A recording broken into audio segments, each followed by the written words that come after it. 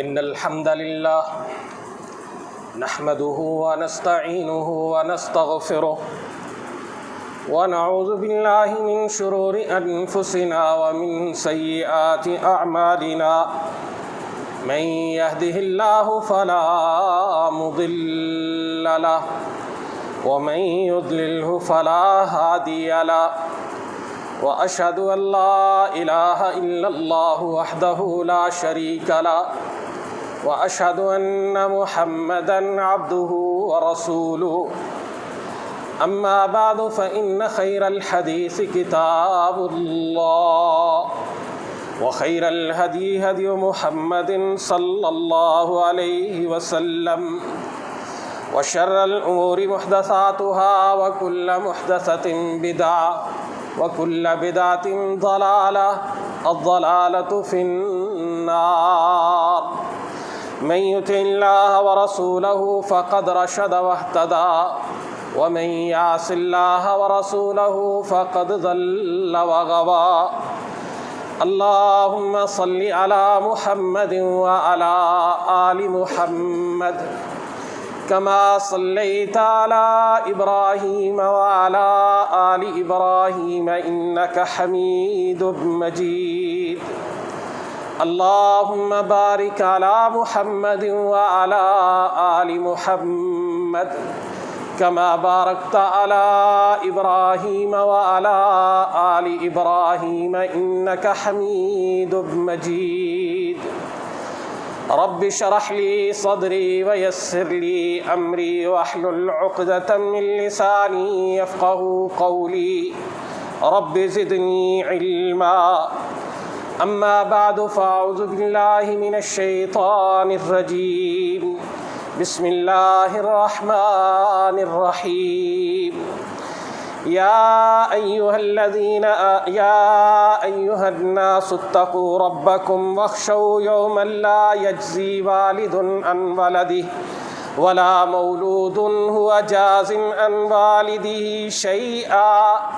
إن وعد الله حق فلا تغرنكم الحياة الدنيا ولا يغرنكم بالله الغرور۔ اللہ رب العزت نے انسانوں کو مخاطب کر کے کہا کہ اس دن سے ڈرو جس دن کوئی باپ اپنی اولاد کی طرف سے کچھ نہیں کر سکے گا اور نہ ہی اولاد اپنے والدین کو کسی عذاب سے کسی مشکل سے بچا سکے گی۔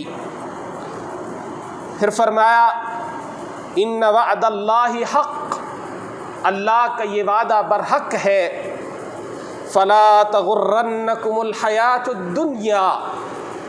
دنیا کی زندگی تمہیں کہیں دھوکے میں نہ ڈال دے، اور جو چیز اللہ سے دھوکے میں ڈالے گی اس کی حقیقت کچھ نہیں ہو سکتی۔ اللہ کا فرمان بھی حق ہے، جیسے دنیا میں آنا حق ہے اسی طرح کل دنیا کے بعد اٹھایا جانا بھی حق ہے۔ اور اللہ رب العزت ہر انسان کے سامنے اس کا نامہ اعمال رکھیں گے، اس کا حساب کتاب لیا جائے گا۔ اور قرآن حکیم اس حوالے سے واضح کرتا ہے کہ اس دن کوئی نیکی اگر آپ نے رائی کے دانے کے برابر بھی کی ہوگی اس کو بھی آپ اپنے سامنے پاؤ گے، اور اگر کوئی برائی،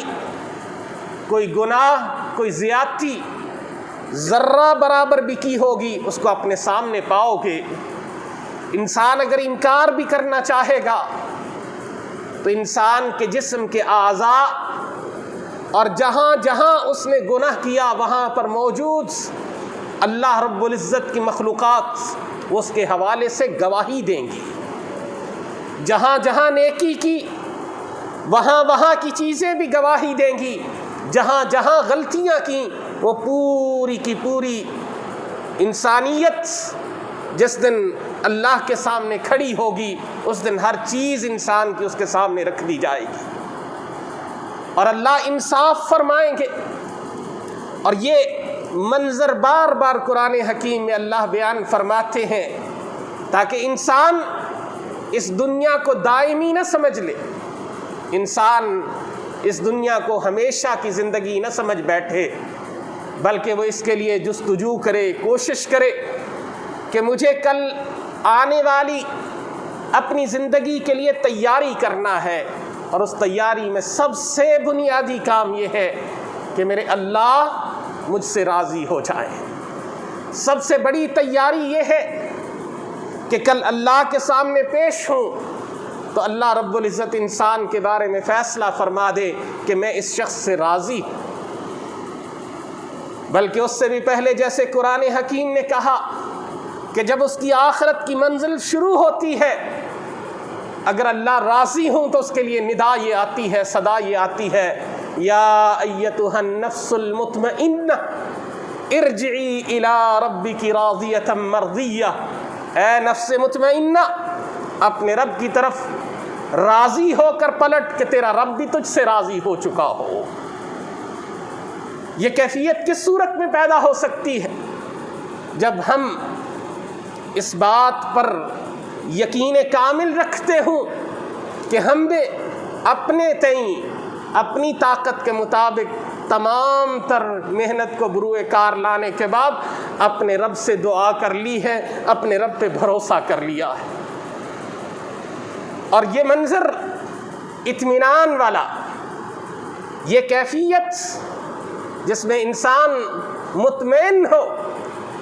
یہ اہل ایمان کو نصیب ہوتا ہے کہ جب وہ اس سطح پہ پہنچتے ہیں کہ اللہ رب العزت ان کے لیے اطمینان، سکون ان کی زندگی کا حصہ بنا دیتے ہیں۔ اور اسی کو قرآن حکیم لا خوف علیہم ولا ہم یحزنون سے بھی تعبیر کرتا ہے کہ نہ انہیں اپنے گزرے ہوئے کل پر کوئی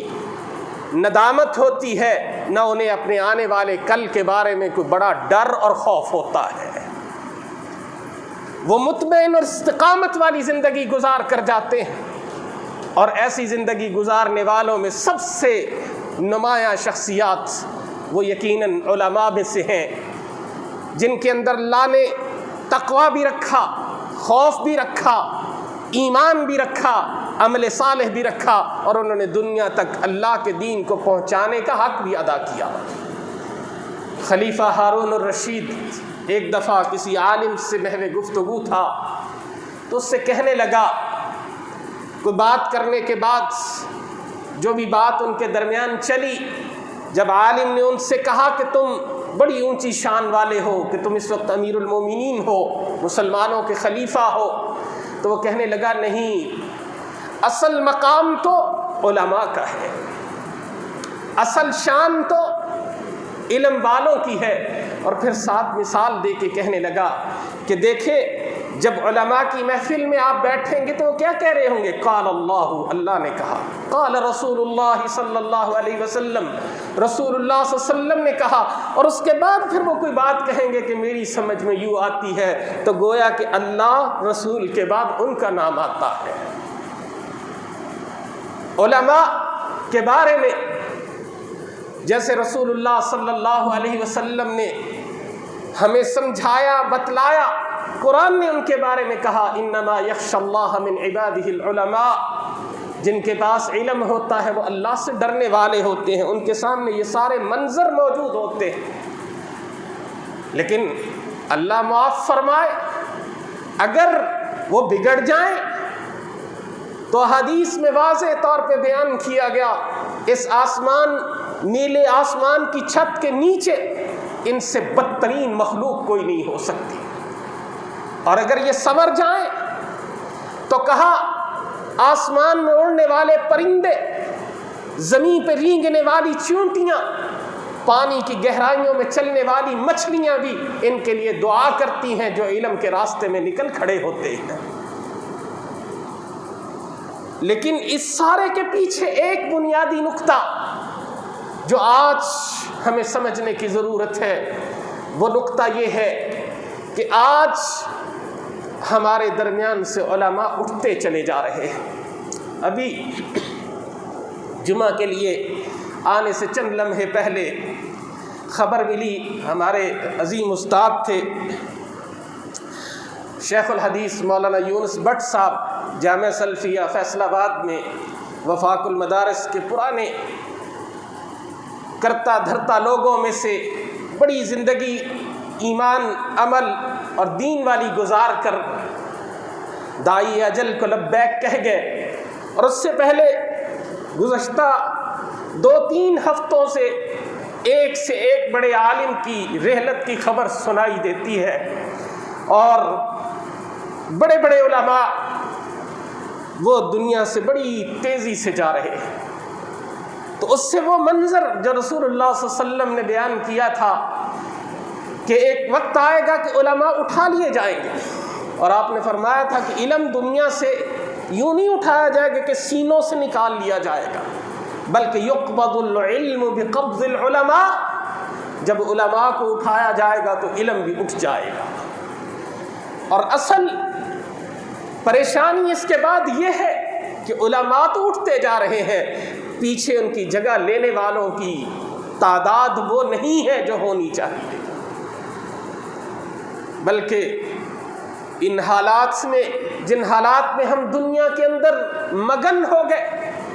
ہم نے اپنی اولادوں کو، اپنی نسلوں کو یہ راستہ ہی ایک طرح سے چھڑوا دیا۔ ہم بھول گئے کہ یہ بھی راستہ ہے ان کی عظمت کا، ان کی عالی شان مقام و مرتبت کا، کہ یہ علم کے راستے کو، یہ دین کی تعلیم کے راستے کو اختیار کریں۔ جبکہ اس زمین کا حسن علماء ہے، اس زمین کی بقا کی ضمانت علماء ہے، اس زمین میں روشنی اہل علم سے ہے۔ اور آج جو صورتحال ہمارے سامنے ہے، ایک وقت تھا کہ ہم صرف انسانی ذہانت کی بات کرتے تھے، آج آرٹیفیشل انٹیلیجنس، مشینی مصنوعی ذہانت اس سطح پہ جا چکی ہے کہ یوں لگتا ہے کہ آگے انسان نہیں بلکہ اس کائنات کے نظام کو یہ مشین چلا رہی ہوگی، اور جب مشین چلائے گی تو مشین کے اپنے اصول ہیں۔ آپ کسی انسان کو کہیں کہ وہاں پر ایک جنگل بنا ہوا ہے، کچھ اس میں پھلدار درخت ہیں اور کچھ پھلدار نہیں ہے، گھاس پھوس ہے، اس کی صفائی کر دو، تو انسان کیا کرے گا کہ جو کارآمد درخت ہیں، بوٹے ہیں، پودے ہیں، ان کو بچا لے گا، باقی کو کاٹ دے گا۔ آپ وہیں پہ ایک مشین کو بھیج دیجئے، وہ کیسے فرق کرے گی؟ وہ تو سب کو کاٹ کے رکھ دے گی۔ اسی طرح آج جب اہل علم اٹھ رہے ہیں، یقیناً یہ فتنوں کا دور ہے، اور رسول اللہ صلی اللہ علیہ وسلم نے ان کی طرف اشارہ کر دیا تھا ہمیں تیار کرنے کے لیے، اس لیے نہیں کہ ہم ہاتھ پہ ہاتھ باندھ دیں، ہم اس لیے نہیں یہ بتلایا گیا تھا کہ ہم سرنڈر کر جائیں، بلکہ یہ اس لیے بتایا گیا تاکہ ہم اس کے لیے تیاری کریں، جستجو کریں۔ اور اس جستجو میں بنیادی نقطہ کیا ہے کہ ان علماء جو دنیا سے رخصت ہو رہے ہیں ان کی جگہ لینے کے لیے لوگوں کو تیار کریں۔ حضرت عبداللہ ابن عباس رضی اللہ عنہما وہ قرآن کی اس آیت کی تفسیر کرتے ہوئے بیان فرماتے ہیں، اولم یروا انا نأتی الارض ننقصها من اطرافها، کیا نہیں دیکھتے کہ ہم زمین کو گھٹائے جا رہے ہیں، کم کیے جا رہے ہیں؟ وہ کہتے ہیں اس کا مفہوم یہی ہے کہ جب اللہ زمین سے علماء کو اٹھانا شروع کر دیں گے تو یہ زمین سکڑنا شروع ہو جائے گی، یعنی زمین اپنی موت، اپنی انتہا کی طرف چلنا شروع کر دے گی۔ تو آج علماء کا اٹھ جانا، مسلسل علماء کی وفات کی خبریں، یہ ہمارے لیے ایک سبق ہے، اور اس سبق کے پیچھے ہمارے لیے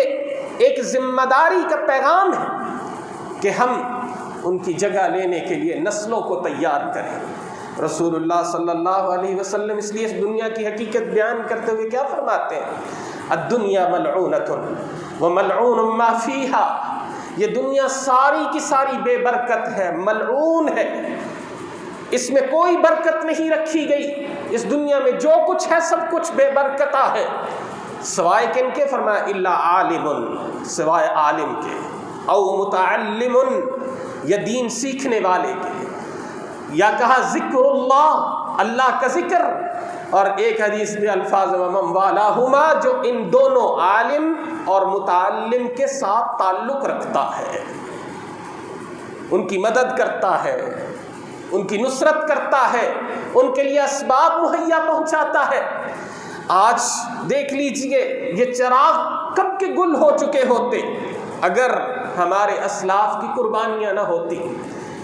یہ بات اگر جاننا چاہتے ہو تو جاؤ روس کی آزاد کردہ ریاستوں کا ماحول جا کے دیکھ کے یاد کر لو، معلوم ہو جائے گا جہاں امام بخاری، امام مسلم، امام نسائی جیسی بڑی بڑی شخصیات گزری، وہاں بعض جگہوں پہ آپ جائیں گے آپ کو قرآن پڑھنے اور پڑھانے والا کوئی شخص نہیں ملے گا۔ اسی بر صغیر پاک و ہند کو دیکھ لیجئے، انگریز آیا، اس نے ہمیں دو نظاموں میں منقسم کر دیا، لیکن ہمارے ان اسلاف نے کسی نے درخت کی چھاؤں کے نیچے بیٹھ کر، کسی نے جھونپڑی میں بیٹھ کر، کسی نے مسجد کے کونے میں بیٹھ کر، کسی نے مصلی بچھا کر اور کوئی کنکریوں پہ بیٹھ کر لوگوں کو قال اللہ قال الرسول پڑھاتا رہا۔ اور آج بھی دیکھ لیجئے ان مدارس کا حصہ، ان علماء کے زیر اثر چلنے والے اداروں کا حصہ تعلیم میں ہمارے ان جدید تعلیمی اداروں سے کہیں زیادہ ہے، نسبت کے اعتبار سے، وسائل کے اعتبار سے اگر ہم اس کا جائزہ لیں۔ لیکن یہاں کوئی جون تک نہیں رینگ رہی، بلکہ صورتحال دن بدن بگاڑ کی طرف جا رہی ہے۔ جیسے یہ کورونا کی صورتحال ہمارے سامنے آئی، وہ ادارے، وہ مدارس، وہ دینی ادارے جو علماء کے زیر اثر چل رہے تھے، لوگ ان کے ساتھ تھوڑا بہت تعاون کر رہے تھے،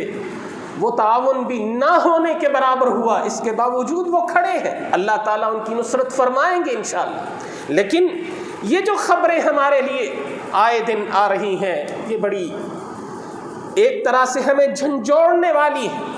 ہمیں دونوں چیزوں کا احساس کرنا چاہیے۔ ایک تو یہ سمجھ لیجئے کہ فتنے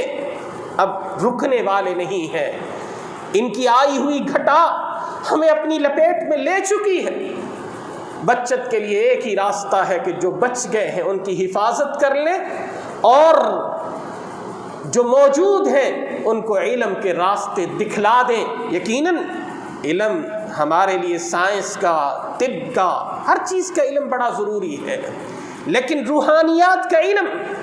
دینیات کا علم، یہ ہماری بقا کی ضمانت ہے۔ اگر یہ لوگ نہیں رہیں گے یہ زمین برقرار اور قائم نہیں رہ سکتی۔ اور جیسے احادیث میں آتا ہے، رسول اللہ صلی اللہ علیہ وسلم نے فرمایا کہ قیامت بدترین لوگوں پر قائم کی جائے گی، اور یقیناً جب علماء نہیں بچیں گے تو پھر پیچھے بدترین ہی بچیں گے، پھر تو پیچھے چھان بورا بچے گا، خسالۃ من الناس بچیں گے، جن کا کوئی وزن، جن کی کوئی قیمت نہیں ہوگی۔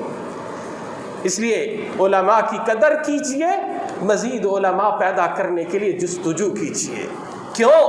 کہ ایک عالم فرمایا،